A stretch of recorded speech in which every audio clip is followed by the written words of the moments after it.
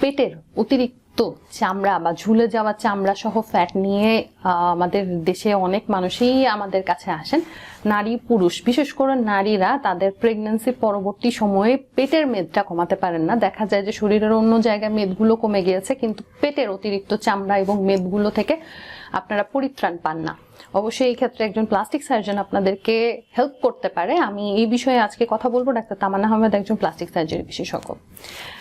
এই সার্জারিটি যেটির মাধ্যমে আমরা আপনার তলপেট অথবা পুরো পেট থেকে অতিরিক্ত ফ্যাট বা চর্বি এবং সেই সাথে ঝুলে যাওয়া চামড়া কেটে ফেললে টান টান করে দিতে পারি পেটটাকে, সেই সার্জারিটির নাম লাইপোসাকশন এবং তার সাথে অ্যাবডোমিনোপ্লাস্টি।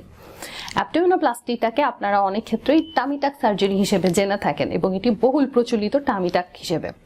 এই সার্জারির মাধ্যমে আমি আগেই বলেছি, লাইপোসাকশনের মাধ্যমে আমরা অতিরিক্ত ফ্যাটগুলো বের করে ফেলতে পারি শুধুমাত্র ছিদ্রের মাধ্যমে, এবং সেই সাথে যে জায়গাটার চামড়াটা ঝুলে গিয়েছে বিশেষ করে আমাদের নাভির নিচ থেকে পুরো চামড়াটুকু আমরা ফেলে দিয়ে আপনার পেটটাকে একটা টান টান অ্যাপিয়ারেন্স বা ইউথফুল একটা অ্যাপিয়ারেন্সে নিয়ে আসতে পারি।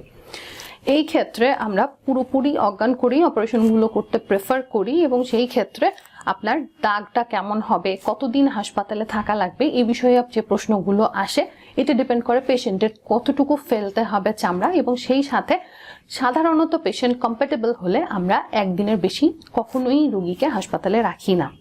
এক্ষেত্রে পোস্ট অপারেটিভ কেয়ারগুলো কিরকম হবে বা কখন আমাদের সাথে ফলো আপে আসতে হবে এবং সবচেয়ে ভালো আউটকামের জন্য কি কি ইনস্ট্রাকশন আপনাদেরকে পোস্ট অপারেটিভলি ফলো করতে হবে, এই বিষয়ে বিস্তারিত জানতে আমাদের সাথে অবশ্যই যোগাযোগ করবেন আমাদের নিম্নবর্ণিত ঠিকানায়।